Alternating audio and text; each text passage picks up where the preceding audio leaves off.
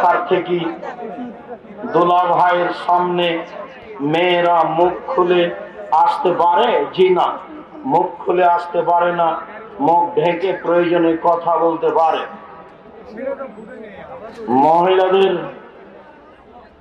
মহিলাদের জামাত,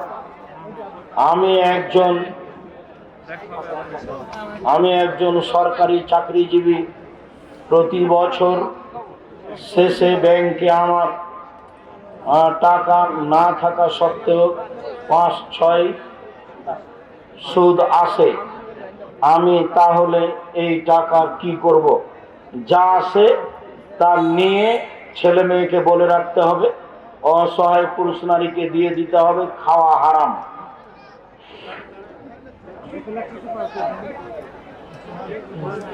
তালেবান সম্পর্কে জানতে চাই।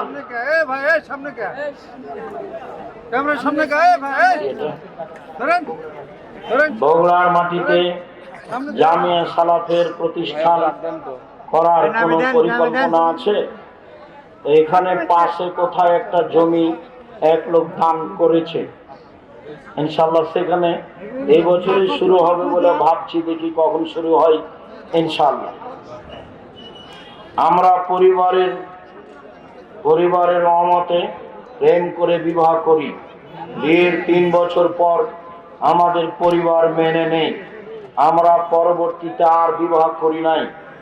তোমার আব্বার উচিত 2 জন সাক্ষী নিয়ে পুনরায় বিবাহ পড়ানো। 2 জন সাক্ষী নিয়ে যতদিন পর্যন্ত তোমার বাপ বিবাহ না পড়াবে ততদিন পর্যন্ত তোমাদের জেনা হবে। 10 ছেলের মা হলেও এটাই ঠিক। আমার প্রশ্নটা হচ্ছে, ব্যাংকে চাকরি করা হারাম, এর সত্যতা আমি অকপটে স্বীকার করি, কিন্তু যদি এটা সত্যি হয়ে থাকে তাহলে এখানে টাকা জামানত বা ব্যাংকে রাখা, জি, ব্যাংকে চাকরি করা আর টাকা ব্যাংকে রাখা দুটো এক নয়। খুশিতে মাসে মাসে টাকা উঠাবেন ব্যাংক থেকে, লোন নিয়ে বাড়ি করবেন, আর নিরুপায়ে টাকা ব্যাংকে রাখবে সুদ মুক্ত অবস্থায়, দুটো এক কি করে আপনি ভাবলেন? নামাজের ভিতর যদি এক আয়াত থেকে অন্য আয়াতে চলে যায় তাহলে কি নামাজ হবে? জি হবে, কোনো সমস্যা নেই, এবং তাতে সহসিজদা দিতে হবে না। দ্বিতীয়, আমরা রড মিস্ত্রি কাজ করি, কাজ শেষে কিছু 60 রড বাঁচে, ওগুলো মহাজনকে না বলে বিক্রি করি। এটা আমানতের খেয়ানত হারাম, এটা না বলে বিক্রি করা যাবে না। হারাম টাকা হালাল কোনো ব্যবসায় বিনিয়োগ করলে সেখান থেকে উপার্জিত, হারাম টাকা হালাল কোনো ব্যবসায়, জি না, হারাম টাকা দিয়ে হালাল ব্যবসা করা যায় না। হারাম টাকা দিয়ে হালাল ব্যবসা করা যাবে না। স্বামী মারা গেলে স্ত্রী নাক ফুল পড়তে পাবে না, এটাই হিন্দুদের নীতি। স্ত্রীর ওই সময়ে নাকে কানে পরনে যা আছে তাই থাকবে, খুলতে পাবে না, নতুন পড়তে পাবে না 4 মাস 10 দিন, নতুন পড়তে পাবে না 4 মাস 10 দিন, খুলে দিতে হবে, হিন্দুদের নীতি। দিয়েছি তো ভাইকে ছোট বাচ্চাদের কালো টিপ পরানো যাবে কি? কোনো রহস্য থাকলে শিরক হবে, রহস্য যদি না থাকে, দেখতে ভালো লাগে, তাহলে কালো টিপ দেওয়া যায়। নামাজ ছেলে মেয়ে আলাদা কি না? জি না, ছেলে মেয়ের নামাজে কোনো পার্থক্য নেই, একেবারেই পার্থক্য নেই। এতটুক যে মেয়ে ইমাম হলে লাইনেই থাকবে, মহিলা মানুষ ইমামে ভুল হলে হাতের উপরে তালি মেরে ভুল সংশোধন করবে। সালাতের নিয়ম কানুনে পুরুষ নারী কোনো পার্থক্য নেই। ওখানে আছে ওইটা ছেলে মানে একামতে শুরুতে দাঁড়াবে নাকি বাড়িতে? কি কথায় মানে ইমাম সাহেব যখন একামত দিবি তখন দাঁড়াবি না হাইয়া আলা সালাত দাঁড়াবি? একামত যখন শুরু হবে তখন থেকে দাঁড়ানো শুরু করবে। আমার বাড়ি খেতলাল, জয়পুরহাট। আমার প্রশ্ন, বিভিন্ন কোম্পানি থেকে বাকিতে পণ্য কিনলে কি সুদের অন্তর্ভুক্ত হবে? জি না, প্রতারণা যেন না থাকে। যেই কোম্পানির মাল চলে না, আপনাকে অতিরিক্ত টাকা দেওয়া হয়, সেই কোম্পানির মাল সমাজে দিবেন ভালো বলে টাকা পাচ্ছেন, এই জন্য তো প্রতারক ডাক্তারের মতো হয়ে। ও ডাক্তার তো জানে যে এর চেয়ে ভালো কোম্পানির ওষুধ আছে, তো ওই কোম্পানির ওষুধ লিখেছে, তার প্রেসক্রিপশনে যে তাকে টাকা দেয়, তো এর টাকা লস, ওর বাপের পড়ানো লস। তো প্রতারক ডাক্তার। সালাতে ফরজ নামাজ পড়ার কি কোনো মোনাজাত করা যাবে? মোনাজাত ব্যক্তিগত ব্যাপার।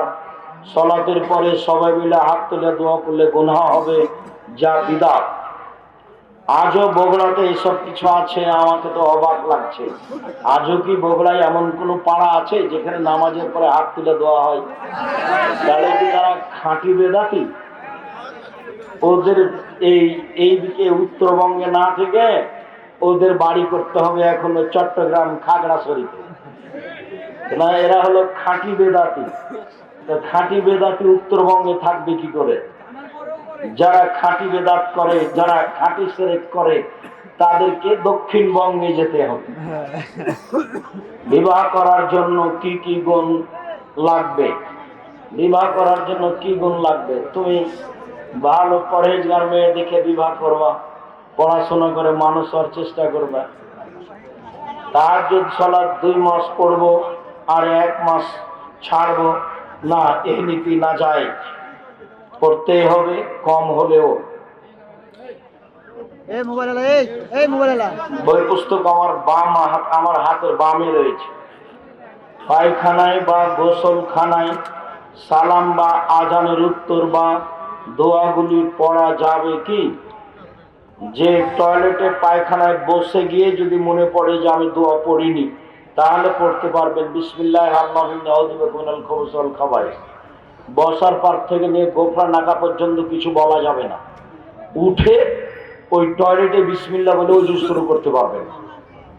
উঠে ওই টয়লেটে ওযু শেষে দোয়া পড়তে পারবেন, আশহাদু আল্লা ইলাহা ইল্লাল্লাহ। মোবাইলে কল দিলে গান বাজে। ঝগড়া করে স্ত্রীকে 3 তালাক বলেছি, এক বৈঠকে 1000 তালাক বললে 1 তালাকই হবে।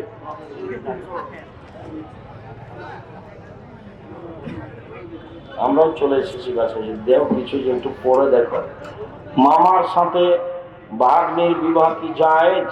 মামার সাথে ভাগ্নির বিবাহ হারাম, চিরদিনের জন্য হারাম। যদি চাচাতো ভাগ্নি হয় কোনো সমস্যা নেই, মানে চাচাতো বোনের মেয়ে। তো বইয়াতে ঢাকাতে এক জায়গাতে চাচাতো বোনের মেয়েকে বিবাহ করেছে, তাই মাওলানারা বৈঠক বসিয়েছে বিবাহ বাতিল করার জন্য। তা আমি বলছি যে ওর চাচাতো বোনকেই তো বিবাহ করা যায়, মেয়ের মাকে বিবাহ করা যায়, মেয়েকে বিবাহ করা যাবে না। ও তো চাচাতো বোনের মেয়ে, ও সূত্রে মামা বলছে, মামা বলবেই স্বাভাবিক। কেননা তোমার খালাতো বোনের মেয়েও তোমাকে মামা বলবে, তোমার মামাতো বোনের মেয়েও তোমাকে মামা বলবে, তোমার নিজ বোনের মেয়েও তোমাকে মামা বলবে, তোমার চাচাতো বোনের মেয়েও তোমাকে মামা বলবে। এটা স্বাভাবিক ব্যাপার। তোমার জন্য যেটা হারাম সেটা তোমার নিজ বোনের মেয়ে। মাথার চুল কি পরিমাণ রাখা যাবে? বড় রাখাই ভালো, ছোট রাখা যায়। নামের শুরুতে মোহাম্মদ লেখা যাবে না। আমার দাদা মারা গেছেন, 32 বছর হয়েছে, অথচ আমার ফুফুরা 7 জনকে জমির ভাগ দেওয়া হয়নি। এটা তো বগুড়া জেলার নোংরা নীতি, নাজায়েজ হারাম নীতি। তখন তো আমি বলেছি তোমার পিতাকে আমি কুকুর সিলগাড়ির চেয়ে বেশি খারাপ মনে করি। কেন দিবে? তুমি বলে দিবা যে আব্বা ভাগ্য নিয়ে এসেছি, জমিদারি যদি ভাগ্যে লেখা থাকে জমিদারি করে খাবো, যদি ভাগ্যে ভিক্ষা করা লেখা থাকে ভিক্ষা করেই খাবো। ফুফুর জমি খেয়ে জীবন বাঁচাতে রাজি নয়। একবার এহরাম বেঁধে কতবার উমরা করা যাবে? একবার এহরাম বেঁধে একবারই উমরা হবে। যদি আর একবার উমরা করে তাহলে হজটাই বাতিল, আবার পরের বছর টাকা জমা দিয়ে হজ করতে যেতে হবে। এক সফরে একটাই উমরা। মাওলানা সাহেব বলেছে যে বাহির থেকে আসলে উমরা করতে পারবে, সব মিথ্যা কথা। একটাও কথার প্রমাণ নেই। বাস 1 সফরে একটাই উমরা। যদি একাধিক উমরা হয়ে থাকে তাহলে হজ বাতিল হয়েছে, আবার টাকা জমা দিয়ে হজ করতে যেতে হবে। বর্তমান নেতারা মোড়ে মোড়ে ছবি ঝুলিয়ে রাখছে, হারাম নাজায়েজ। যেমন ওই যে বাসারের মূর্তিকে, শেখ সাহেবের মূর্তির অবস্থা, আমিও শেখ সাহেবের মূর্তির পাশ দিয়ে হাঁটতাম আর মনে মনে বলতাম এই দিন কি সেদিন আসবে যেদিন এই মূর্তি ভেঙে দেওয়া হবে। তবে এত তাড়াতাড়ি আমি মনে করিনি যে তোমরা সময় দিবা মাত্র 45 মিনিট, এইটা আমি ধারণা করিনি। আর মূর্তি এইভাবে ভাঙবে এটা আমি মনে করি না। মনে করছিলাম যে ঈসা আলাইহিস সালাম আসলে ভেঙে দেবে। আমি ঈসা আলাইহিস সালাম পর্যন্ত ভাবছিলাম, মানে ঈসা আলাইহিস সালাম যেদিন আসবেন সেদিন কোনো মূর্তি থাকবে না, কোনো কবর থাকবে না, কোনো ক্রুশ থাকবে না, কোনো শুকুর থাকবে না, সব মেরে ফেলবে, সব ভেঙে দেবে।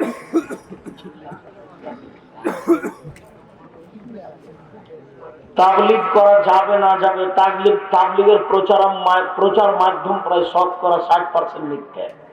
তাবলীগ তো জরুরি, তবে মিথ্যাটা জায়েজ না। আর বাড়ি ছেড়ে যেতে হবে 3 মাস, সেটা তো হতে পারে না। 3 মাস আপনি বউ বেটিকে কাকে দিয়ে যাবেন? এই কোন কথা আছে? আল্লাহর নবী বলছেন যে পাহারা দিতে হবে ছেলে মেয়েকে, পাহারা। আপনি পাহারা বাদ দিয়ে চলে গেলেন 3 চিল্লাই লন্ডন। ধর্ম এরকম নয়। ঘরের মধ্যে সামুদ্রিক শামুকের তৈরি মালা যদি মূর্তির মতো হয় রাখা যাবে না, মালা রাখাতে শামুকের কোনো সমস্যা নেই।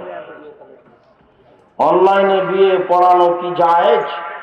ছেলে কবুল করবে, এটা 2 জন সাক্ষী শুনবে, কণ্ঠ উঁচু করে দিয়ে যদি চলে হয় তাহলে চলবে, বিবাহ নাজায়েজ নয়। শুকরিয়া, জাযাকুমুল্লাহ খাইর। আল্লাহ আমাদের যারা মারা গেছে তুমি তাদের কবরের শাস্তি মাফ করো। আমরা যারা অসুস্থ তুমি তাদের আরোগ্য দান করো। আমরা যারা